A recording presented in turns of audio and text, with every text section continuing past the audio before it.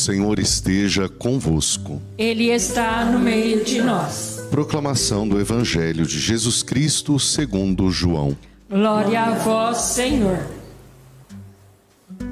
Naquele tempo, Jesus ergueu os olhos ao céu e rezou dizendo: Pai Santo, eu não te rogo somente por eles, mas também por aqueles que vão crer em mim pela tua palavra, para que todos sejam um, como tu, Pai, estás em mim e eu em ti, e para que eles estejam em nós, a fim de que o mundo creia que tu me enviaste.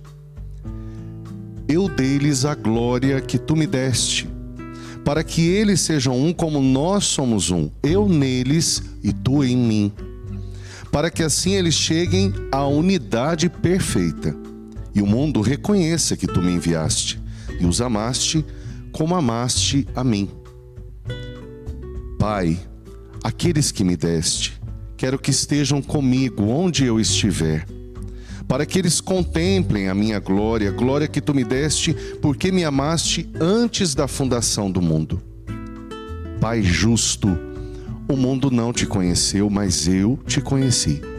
E estes também conheceram que tu me enviaste. Eu lhes fiz conhecer o teu nome, e o tornarei conhecido ainda mais, para que o amor com que me amaste esteja neles, e eu mesmo esteja neles. Palavra da salvação. Glória a vós, Senhor. Que o Espírito Santo nos abra o coração, nos abra o entendimento, a palavra de Deus para nós nesta manhã. Amém. Amém. Irmãos, nós estamos celebrando neste tempo, nesta semana, a última semana do tempo pascal, o Evangelho de São João continua sendo nosso ponto de reflexão principal. E o Evangelho de São João, especialmente João 17, ele fala, é o pedido, é a oração sacerdotal de Jesus que a gente diz. Ele está pedindo a unidade dos cristãos, está pedindo por aqueles que vão ficar, porque ele sabe que ele não estará mais cuidando do rebanho de uma forma direta, mas pela ação do Espírito Santo, e que ele vai para o Pai. Então ele começa a pedir algumas coisas, pedindo que eles tenham força, que eles tenham ânimo. Em alguns momentos atrás ele vai dizendo: olha, sem mim vocês não podem fazer nada. Em outro momento ele vai dizer: coragem, enfrentem firme o mundo, porque eu venci o mundo, vocês vão vencer, mesmo tendo as tribulações, faz parte da vida. É a parte que a gente não gosta de ouvir, né? Mas tribulação vai ter, não tem jeito, né? É parte da vida, e Jesus mesmo nos diz, ele nunca escondeu de nós: vocês querem me seguir? Então aceita a cruz, assuma a cruz e me segue. É assim com Jesus. Mas aí depois ele começa, nessa parte do Evangelho de São João, do capítulo 17, ele começa a pedir pela unidade dos seus filhos. Pai Santo, guarda-os, primeiro em teu nome, o nome que o Senhor me deu, para que eles sejam um, assim como nós somos um.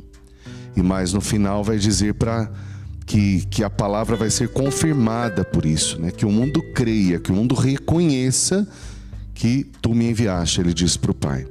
Depois ele diz assim: não peço que o Senhor tire eles do mundo, porque eles não são do mundo, mas estão no mundo, mas que os guardes do maligno, consagrando-os na verdade. Tem vários contextos especiais aqui, mas vamos entender que a unidade nos guarda na verdade e nos guarda do maligno.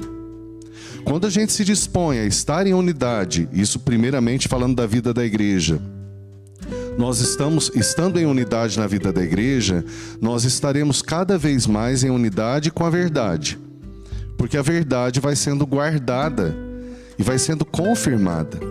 São Paulo, de uma forma muito especial, nos mostra isso, que nós vemos na primeira leitura.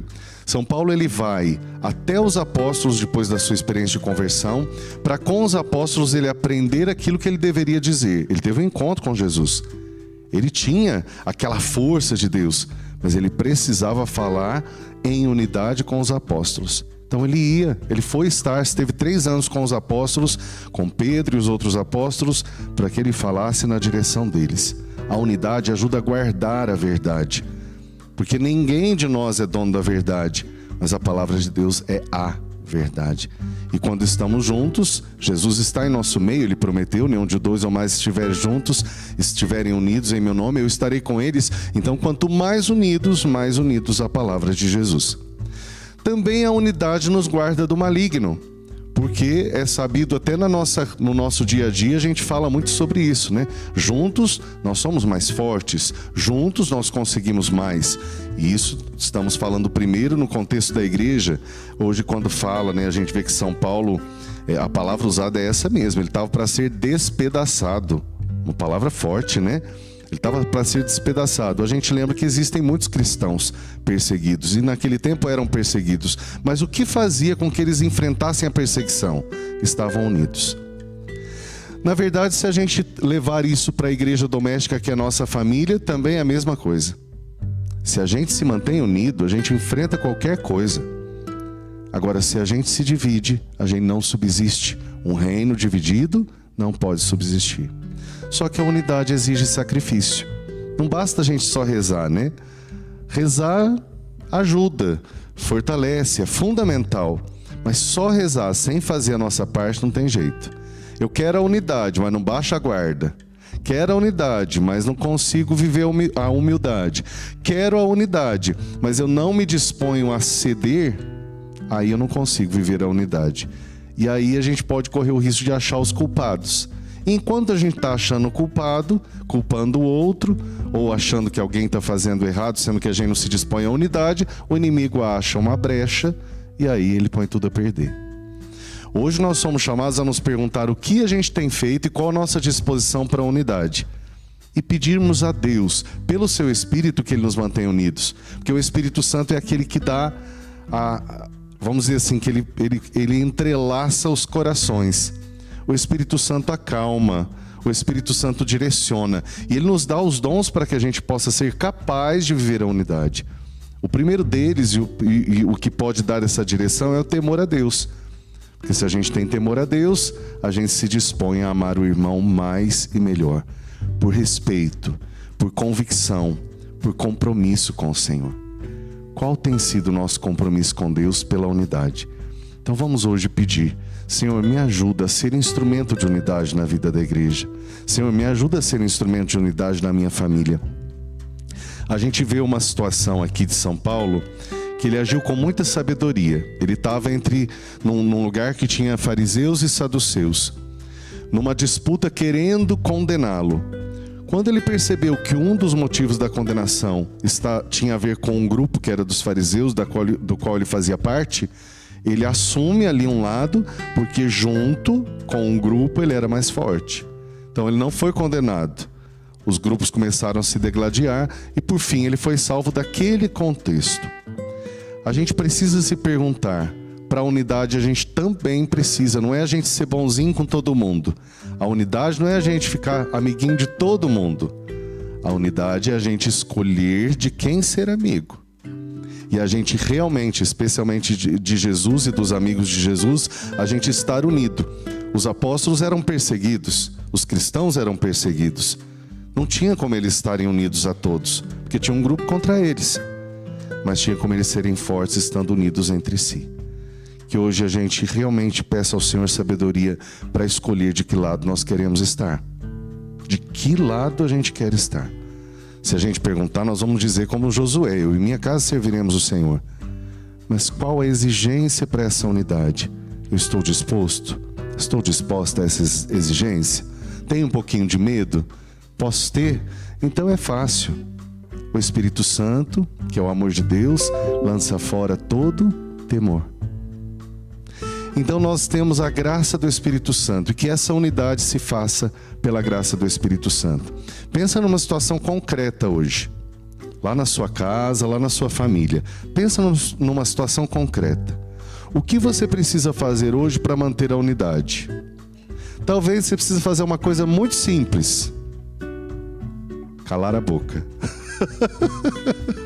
Tem hora, gente, que a gente aprende com Nossa Senhora que o silêncio é a melhor coisa para manter a unidade.